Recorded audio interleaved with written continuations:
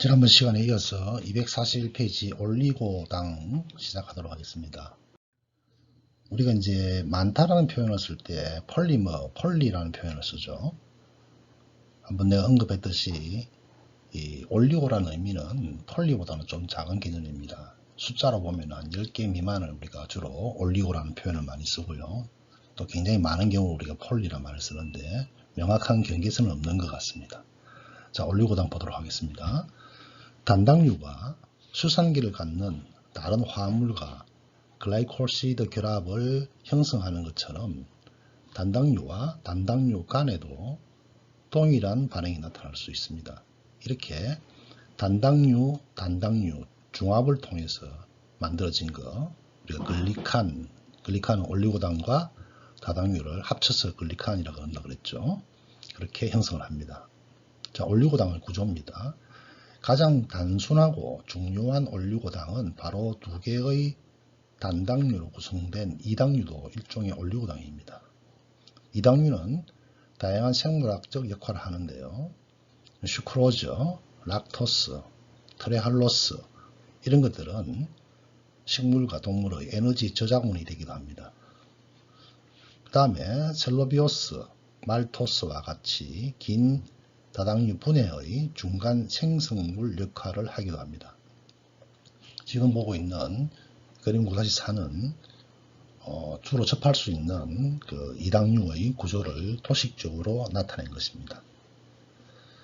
자, 각기 다른 이당류는 중요한 특징을 가지고 있는데 1번과 2번만 짚고 넘어가도록 하겠습니다.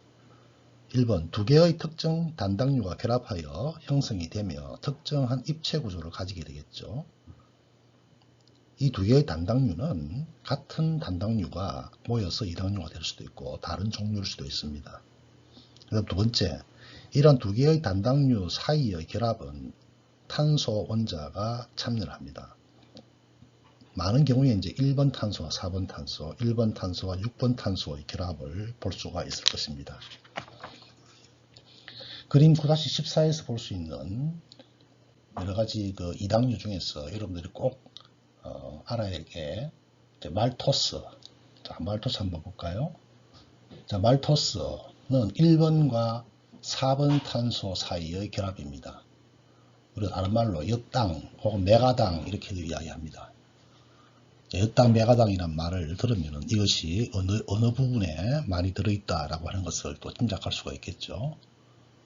이거는 포도당이 두 개가 결합을 한 구조입니다. 글루코스 두 개가 1번과 4번 탄소 사이에 글라이콜시딕 본드를 형성한 것을 우리가 말토스, 우리나라 말로 엿당, 메가당 이렇게 이야기합니다. 그래서 메가볼이 볼의 싹이죠. 여기 이제 풍부하게 들어가 있습니다. 그리고 밥을 우리가 오랫동안 입에서 씹고 있으면은 아밀로즈에 의해서 이것이 이제 분해가 됩니다. 그러다 보니까 밥을 오래 씹고 있으면 단맛이 나는 거죠. 그 다음에 이것이 이제 그 양조 산업에서는 효모가 이 말토스를 분해합니다. 그래서 이제 알코올을 생성하는 원료가 되죠. 그래서 맥주나 위스키, 양종, 이것이 굉장히 양조에 굉장히 중요한 걸 하고요. 트리할로스 이건 생략할게요. 얘도 글루코스 두 개가 결합이 된 건데 결합력이 조금 다릅니다. 1번과 1번 사이에서 나타나는 결합이고요. 슈크로즈, 여러분 설탕이라고 이야기하죠. 혹은 자당 이렇게 이야기합니다. 그래서 사탕수수나 사탕무에 풍부합니다. 자, 이거는 파란 거는 이제 여기서 글루코스예요. 황색으로 되어 있는 게 이제 플락토스입니다. 포도당과 과당으로 구성되어 있습니다. 그래서 우리가 일반적으로 여러분들이 자주 드시는 설탕이라고 하는 게 바로 한 문자의 포도당과 한 문자의 과당이 모여서 된 이당류를 우리가 설탕이다 이렇게 이야기를 합니다. 그 다음에 셀로비어스 1번과 4번 사이인데 생략하고요. 이것도 글루코스와 글루코스 사이의 결합입니다. 자, 락토스 이건 꼭 알아둬야 됩니다. 락토스는 갈락토스와 글루코스가 결합이 된 것을 락토스라고 합니다. 젖당이라고 그러죠. 우리가 이제 모유, 우유 이런 데 이것이 많이 들어가 있고요. 그 다음에 겐티오비오스 이런 것도 있는데 방금 내가 언급한 세 가지는 여러분들이 사실 꼭 기억을 해주기 바랍니다. 교과서 243페이지로 넘어갑니다. 두 번째, 글리코시드 결합의 형성과 안정성에 대한 이야기가 나오고 있네요. 자, 글리코시드는 뭐 1번과 4번, 1번과 6번 사이에 많이 나타나는 결합이라고 그랬습니다. 자, 글리코시드 결합의 형성은 두 단량체 사이의 한 분자의 물을 제거하는 탈수 반응을 기반으로 합니다. 두 개가 이제 모여서 응축이 되는 반응이죠. 글리코시드 결합을 통한 락토스의 형성을 교과서에 보여주고 있습니다. 락토스. 자, 락토스는 갈락토스와 글루코스가 결합이 되어 있는 이당류라고 그랬죠. 자, 거기 보니까 한 분자의 갈락토스와 한 분자의 글루코스가 결합을 하면서 1번 탄소와 4번 탄소 사이에 그 결합이 형성이 됩니다. 거기 보면 하이드록실기가 있죠. OH 빨갛게 표현해놓은 거. 거기에서 산소 하나는 남아있고 두 개의 H와 한 개의 산소가 빠져나가죠. 그래서 물 분자가 하나 빠져나오는 탈수 반응이 되겠습니다. 그 다음에 그 위에 있는 그림, 표 9-2를 한번 보도록 하겠습니다.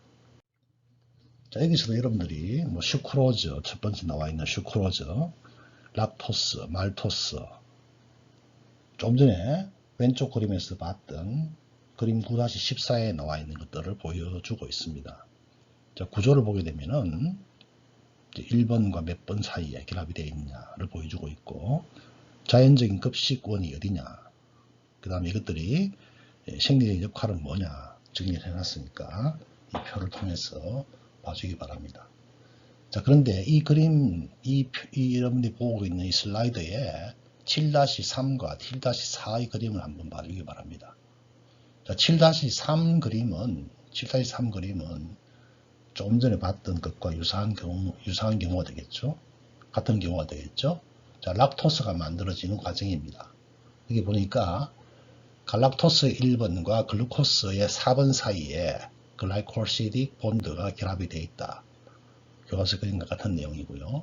그래서 우리가 이제 이것이 인체 내에 들어가면은 이것이 단당류로 분해가 되겠죠. 단당류로 분해시키는 데 관여하는 효소가 그림 7-8에 나타내 있는 글라이콜시데이즈라고 하는 효소입니다. 자, 글라이콜시데이즈는 두 개의 당이 만나서 이당류가 될 때 물이 한 번 더 빠져나갔죠. 반대로 이 과정에서는 물이 들어가야 하는 가수 분해 과정임을 알 수 있습니다. 참고로 알아두기 바랍니다. 교과서 243페이지 왼쪽 아래 패러그래프. 방금 살펴봤던 위에 락토스가 만들어지는 이 반응은 아미노산 중합을 통한 폴리펩타이드의 형성이나 핵산 중합을 통한 뉴클레오타이드가 만들어지는 것과 유사한 과정을 보여주고 있습니다. 이 반응 또한 폴리펩티드나 뉴클레오타이드의 형성과 마찬가지로 연력학적으로는 선호되지 않는 반응입니다. 그렇지만은 올리고당이나 다당류 중합체는 가수분해 효소에 의해서 촉매되지 않으면 장기간 지속될 만큼 안정성을 부여합니다. 자, 가수분해 효소 방금 말씀드린 글라이콜시데이즈라고 되어 있죠. 7-8 보니까 글라이콜시데이즈는 뭘 합니까? 글라이콜시딕 본드의 하이드로라이시스 가수 분해를 한다 이렇게 되어 있죠. 자, 이는 다른 중요한 생체 고분자와도 마찬가지죠. 뭐 단백질이나 핵성같이요. 안정성을 유지하는 거. 그 다음 생체 내에서 올리고당이나 다당류의 분해는 특정 효소에 의해서 일어난다. 방금 말씀드린 것처럼요. 당류 중합체의 합성은 그렇게 간단하지는 또 않다 이런 말이 있고요. 단백질이나 핵산 합성과 마찬가지로 활성화된 단량체가 기질로서 공급이 돼야 되겠죠. 글라이칸 합성의 불활성화된 단량체의 대부분은 뉴클레오타이드 연결 당이다. 갈락토스 성합성에서 활성화된 당분자를 우리가 우리딘 2인산 갈락토스, 자, 우리딘 2인산 다이호스페이트, 그 다음에 갈락토스, UDP 갈 이렇게 표현합니다. 그래서 우리딘 2인산 갈락토스로서 UTP와 갈락토스 1인산 반응에 의해서 형성된 뉴클레오타이드 결합당이다. 이게 무슨 말입니까? UTP는 인산기가 3개죠. 그죠? 그 다음 갈락토스 1인산 반응, 즉 UTP에 있는 인산기가 하나 떨어져 나가서 생기는 뉴클리오타이드가 결합되어 있는 당이다. 이렇게 정의를 내리면 될 것입니다. 오른쪽에 보게 되면은 갈락토스 1인산 방금 제 왼쪽 아래에 설명했던 것을 보여주고 있는 것입니다. 갈락토스 1인산과 우리딘 3인산, 우리딘 트리포스페이트죠. 자, 우리딘이니까 당연히 우라실에 인산기가 3개 붙어 있는 거죠. 아데닌에 인산기가 3개 붙어 있는 것은 ATP가 되겠고요. 인산기가 하늘색으로 하나, 둘, 3개 되어 있습니다. 그렇죠? 이 과정에서 우리딘 2인산 갈락토스가 만들어지는 과정은 어떤 과정을 거치죠? 우리딘 3인산에 있는 인산기 2개가 떨어져 나오는 과정입니다. 그래서 2개의 인산기가 붙어 있는 거 우리가 뭐라고 부른다 그랬죠? 파이로인산 혹은 피로인산이라고 부른다 그랬죠. 그래서 이 과정에서 피로인산이 하나 만들어지는 과정을 보고 있습니다. 자, UDP 갈락토스의 형성은 아노모탄소, 그냥 탄소를 합시다. 탄소를 탄수화물 수용체에 전달하려는 일반적인 활성화 기질입니다. 갈락토스 합성 효소를 글루코스 수용체로 하여 락토스가 최종 생성되는 과정. 자, 이것이 그림 9-15에 나와 있는데요. 이 그림 9-15를 다시 한번 보도록 합니다. 자, 락토스가 형성되는 과정입니다. 제일 위에 갈락토스가 있어요. 갈락토스. 자, 그럼 방금 우리가 233페이지 방금 우리가 위에서 본 그림 보니까 갈락토스 1인산부터 시작했어요. 이 갈락토스 1인산은 갈락토스에 인산기가 붙게 되는 과정을 거쳐야 되겠죠. 그때 뭐가 필요하다는 거예요? ATP가 필요하다는 이야기고요. ATP가 1번 탄소에 와서 인산기가 붙게 되겠죠. 여기에 뭐가 들어간다는 거예요? UTP, 우리딘 3인산이 들어간다는 거예요. 그러면은 또 인산기 2개가 빠져나가서 UDP 갈락토스가 되겠고요. 이 UDP 갈락토스가 락토스에 가서 결합할 수 있도록 작용을 하네요. 즉 다시 말해서 하나의 당에 와서 붙을 때 그냥 단순하게 붙는 것이 아니고 이러한 과정을 통해서 붙는다는 거예요. 그래서 UDP 갈락토스가 갈락토스에 와서 붙음으로 해서 락토스가 되는 그런 과정을 보여주고 있네요. 그래서 결론적으로는 2탄당인 락토스가 만들어지는 과정입니다. 락토스는 모유에 들어가 있는 그런 성분이다라고 이야기했었죠. 그래서 이 반응은요, 우리 교과서 다시 봅시다. 락토스는 갈 베타 1-4 글루코스 1번과 4번 사이에서 나타난 결합이다라고 이제 사용을 할 수가 있겠죠. 두 번째 줄 내려왔어요. 글루코스는 갈락토스 장기가 전송될 수 있는 수상기를 5개 가지고 있지만 4번 탄소만이 이 효소에 대한 수용체로 특이주로 작용을 합니다. 그래서 갈락토스 1번 포스페이트와 UTP로부터 UDP 갈이 합성될 때 거의 0의 표준 자유에너지 변화를 보인다. 이게 자유에너지 유입이 거의 없다 이런 이야기가 되겠습니다. 이 말은 반응이 순방향적으로 잘 일어날 수 있다. 이런 것을 의미합니다. 그 다음 각기 다른 이당류, 올리고당, 다당류의 분해는 결합되어 있는 단량체 종류와 그들 간에 형성되어 있는 글라이콜시드 결합을 정확하게 식별할 수 있는 특정 효소를 필요로 합니다. 예를 들어서 소장 상피세포에서 일반적으로 이당류를 분해하기 위해서는 각기 다른 특정 효소가 모두 필요합니다. 이건 우리가 여러분들이 이제 소화기에 배울 때 이 부분을 다시 자세히 배우게 될 것입니다. 즉 다시 말해서 특정 효소가 필요하다. 한 효소가 다른 것을 대체해서 작용할 수 없다. 한번 강조하고 있네요. 다음 페이지 갑니다. 이 장의 뒷부분에서 설명하는 올리고당과 다당류는 이거보다는 더욱더 복잡해지겠죠. 올리고당과 다당류 합성이 핵산이나 단백질의 합성과 다른 점은 당류 중간체는 주형 분자에서 복사되는 과정 대신에 여러 효소에 의해서 각 종류의 단량체가 추가되어서 중합이 되는 좀 더 복잡한 모습으로 만들어진다. 이런 이야기 되겠습니다. 자, 다당류로 갑니다. 다당류로 하기 전 우리는 개념만 한 번 더 정리할게요. 단백질의 아마이드 결합과 헥산의 포스포디에스테르 결합과 마찬가지로 글리코사이드 결합 또한 준안정성을 갖는다. 이제 안정화된다. 에너지적으로 선호하지 않는 반응이지만은 안정성을 기하는 반응이다. 이 말이고, 이것이 해체되기 위해서는 특별한 효소가 필요하고 그 과정에서는 물이 첨가되어야 된다. 이런 이야기가 되겠습니다. 왼쪽에 있는 그림, 조금 전에 이제 설명했던 그림이죠. 결국 락토스, 글루코스와 갈락토스가 하나 만나서 락토스가 만들어지는 과정의 그림이었고요. 9-4 다당류로 갑니다. 다당류는 다양한 생물학적 기능 수행을 하는데요. 전분, 글리코젠, 용어 설명 다 했죠. 식물과 동물의 에너지 저장 역할을 하는 것이죠. 그 다음에 셀룰로즈, 곤충이나 이런 데서 많이 보이는 키틴, 이것들은 이제 구조 형성에 중요한 역할을 하고요. 폴리페타이드나 폴리뉴클레오타이드처럼, 즉 단백질의 핵산처럼 다당류 또한 단량체, 장기의 서열이 그 기본 구조를 결정하겠죠. 어떤 종류의 당이 와서 결합하느냐에 따라 가지고 다당류의 성격이 결정이 될 것입니다. 예를 들어서 셀룰로즈 같은 경우에는 글루코스 한 종류의 단량체로만 구성이 되어 있습니다.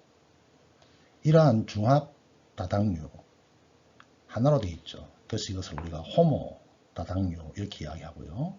두 종류 이상의 단량체로 구성된 것은 당연히 헤테로라는 표현을 쓰겠죠. 정해진 길이만큼 중합이 되는 단백질과 핵산 분자와는 굉장히 대조적으로 다당류의 길이는 굉장히 임의적으로 이루어집니다. 활성화된 기질 성분이 있느냐 없느냐에 따라서 길이의 형성이 굉장히 늘어나는 과정을 포함하고 있습니다. 글라이칸이 분지를 형성할 수 있는 특성과 각 단량체의 관능기 수가 매우 많은 것을 봐서 이 말은 다당류의 구조도 또한 매우 다양하다. 그 말은 또 기능도 굉장히 다양하다라고 하는 것을 대변할 수가 있겠습니다. 그 다음에 단백질과 핵산과 달리 당류 종합체는 정보 전달 기능은 없습니다. 그 다음 복잡한 3차원적인 구조를 형성하지도 않고요. 당류 복합체는 단순하게 훗날 사용하기 위한 글루코스와 같은 단당류의 보관 역할, 이렇게 생각하면 될 것입니다. 그 다음에 섬유 단백질 등 구조 다당류 또한 단순한 단당류나 이당류가 반복적으로 이루어지는 경우가 많고, 복잡한 서열이 중요한 유일한 글라이칸 중합체는 세포 표면 또는 특정 당 단백질에 부착된 부착 올리고당의 구조로서도 형성을 하고 있고요. 이들 올리고몬은 세포나 중요한 내용이 나와요. 분자의 인지를 담당합니다. 세포나 분자의 인지를 담당해요. 우리 교과서 맨 마지막에 이야기하겠지만 혈액형 같은 경우를 결정하는 것이다. 이런 다당류가 되겠습니다. 그래서 정확한 정보 전달이 요구된다. 이렇게 표현을 하고 있네요. 1번 저장 다당류. 식물의 주요 저장 다당류. 자, 아밀로즈, 그 다음에 아밀로펙틴 이런 것들이네요. 동물에서는 글라이코젠이라고 몇 번 말씀을 드렸고요. 그 다음 전분과 글라이코젠은 모든 세포의 과립에 저장이 되네요. 과립에. 그 위에 9-16 그림 보게 되면은 식물의 세포 안에 엽록소 세포의 전분 과립 화살표로 되어 있는 거. 그 다음 감자, 그 다음 간 속은 사람의 간이죠. 거기는 글리코젠 과립이 하나의 자그마한 방에 소포로 형성되어 있는 그림을 보여주고 있습니다. 다시 왼쪽 페이지 내려갔어요. 자, 전분은 식물 세포의 거의 모든 종류에서 발견이 되지만 곡물의 씨앗이나 덩이 줄기, 그 다음 설익은 과일에 특히 더 많습니다. 그 다음에 글리코젠은 에너지 기관, 또 간에서 저장이 된다. 아마 여러분 다 알고 있는 내용이고요. 또한 근육에도 저장이 되죠. 왜? 근육이 수축과 이완을 할 때 에너지가 필요하기 때문에 그렇죠. 그 다음 아밀로즈, 아밀로펙틴, 글리코젠 모두 뭐 이름을 글루코피라노이스 종합체 이렇게 그냥 당 종합체 이렇게 이야기하면 되겠고요. 이들은 호모 다당류로 글루칸이라고 자칭되며 글루코스로만 이루어진 공통점을 가지고 있습니다. 이것들은 전부 다 이제 호모 타입이네요. 글루코스로 된 호모 타입이고요. 다만 이러한 세 가지 종합체는 글루코스 장기 사이의 결합 종류에서만 차이를 보이더라. 예를 들어서 아밀로즈는 인접 글루코스 장기가 1번과 4번 탄소 결합으로 중합된 선형 종합체이고요. 그에 비해서 아미노펙틴과 글리코젠은 분지를 포함하는 구조. 자, 밑에 있는 그림 9-17 한번 볼까요? 우리가 핵산이나 단백질과 달리 당류는 이렇게 분지를 형성한다 그랬죠. 나뭇잎처럼. 그 그림을 보여주고 있는 내용이 얘가 그림 9-17의 아밀로펙틴의 구조입니다. 자, 이러한 아밀로펙틴과 글리코젠은 분지를 포함하는 구조이다. 자, 1-4 결합에 불과하여서 일부 1-6의 결합을 가진다. 이렇게 되어 있어요. 이 그림 한번 잘 보기 바랍니다. 자, 여기 보게 되면은 가운데 길게 하나가 있고 왼쪽 위쪽으로 두 개가 이렇게 뻗어 있는 모습입니다. 아밀로펙틴 구조예요. 자, 그런데 앞에서 우리가 봤듯이 각각의 당 사이에는 하이드록실기가 결합함으로 해서 물 분자 하나 빠져나가고 산소 하나 남았었죠. 그래서 산소로 이제 그림을 보여주고 있는 거예요. 그렇죠? 근데 그게 빨갛게 되어 있는 부분을 확대한 그림이 오른쪽 아래입니다. 즉 분지를 형성할 때는 1번 탄소와 6번 탄소가 결합을 합니다. 자, 이런 종합체에서 이미 4번 탄소는 다른 단당류의 1번 탄소와 결합이 되어 있죠. 4번에서는 더 이상 결합을 할 수가 없어요. 그래서 분지를 형성할 때는 나머지 탄소 중에서 6번 탄소에 활성화된 단량체가 와서 결합을 하는 모습을 보여주고 있습니다. 그래서 대부분의 경우에는 이제 1번과 4번 탄소 사이 결합이 있다가 분지를 형성할 때는 어떤 종류의 단당류의 6번 탄소에 해당되는 단당류 1번이 와서 결합하여서 분지를 형성한다. 이렇게 여러분들이 생각해 주기 바랍니다. 자, 다시요. 교과서 246페이지 왼쪽 갔어요. 방금 봤듯이 1-4에 부과하여 1-6 결합을 가지고요.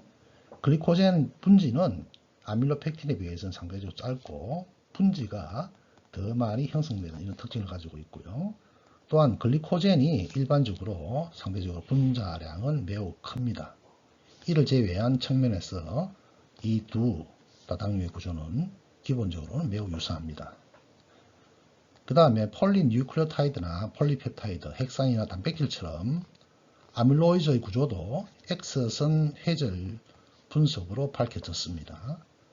사실 아밀로이즈는 X선 해절 분석으로 그 구조가 규명된 첫 번째 생제 분자입니다. 근데 이제 우리 X선 같은 경우에는 유전 물질과 관계되는 거라든지 단백질의 기능과 관계된 것들의 중요성이 더 크기 때문에 많이 화제가 되었던 것이죠. 자, 1-4 결합으로 인해서 각 글루코스 장기가 자연스럽게 나선 구조를 이루게 된다. 그런 것이 위에 있는 그림 9-8과 같은 모습입니다. 마치 DNA 헬릭스가 만들어지는 것처럼 그렇게 만들어진다. 이런 얘기가 되겠죠. 그 그림을 보게 되면. 반면에 아밀로펙틴과 글리코젠은 분지 구조로 인하여서 이러한 나선형을 이루지 못하겠죠. 왜? 분지가 있으니까 나선형이 안 만들어지겠죠. 서로 이제 물리적으로 충돌이 일어나겠죠. 그래서 왜냐하면은 나선형 구조는 1회전당 6개의 장기로 평균적으로 구성이 되어 있습니다. 근데 아밀로펙틴은 10개 또는 20개 장기마다 글리코젠은 8개 장기마다 분지가 나타나 있어요. 분지가 있으니까 그 부분에서 헬릭스가 안 만들어지는 거죠. 그럼 당연히 여러분들 이제 우리가 단백질 구조에서 봤듯이 베타 시터 형태로 만들어질 수는 있겠죠. 자, 저장 다당류는 매우 효율적으로 그 기능을 수행하고요. 글루코스와 말토스는 재빠르게 확산되는 작은 분자로 저장되기가 쉽지 않다. 만약 세포에 이렇게 작은 분자가 다량 존재하면 어떻게 될까요? 당은 물을 끌어모으는 성질이 있어요. 그렇죠? 삼투압을 이야기하게 돼요. 세포가 제 기능을 상실하게 될 경우에 제일 큰 문제 중에 하나가 삼투압의 상실이에요. 자, 여러분들 적혈구가 재수명을 당하면은 삼투압이 기능이 안 되어서 물 분자 안으로 들어와서 적혈구가 부풀어 터져버리죠. 용혈 현상이라고 그러죠. 이런 것처럼 삼투압에 대한 부담감이 생기기 때문에 작은 분자 다량 존재하는 것은 적합하지 않은 모습이죠. 따라서 대부분 세포는 글루코스 중합체의 형태로 다량의 확산으로 인한 손실을 방지하고요. 글루코스가 필요할 때마다 특정 효소에 의해서 중합체가 선택적으로 분해되어서 이제 필요한 글루코스를 우리가 사용을 할 수가 있는 거죠. 개념에 뭐 정리가 되어 있으니까 다시 한 번 더 여러분들이 확인을 해주기 바랍니다. 그 다음에 구조 다당류. 벌써 시간이 다 됐네요. 자, 구조 다당류 하고 나머지 파트는 다음 시간에 하도록 하겠습니다. 수고했습니다.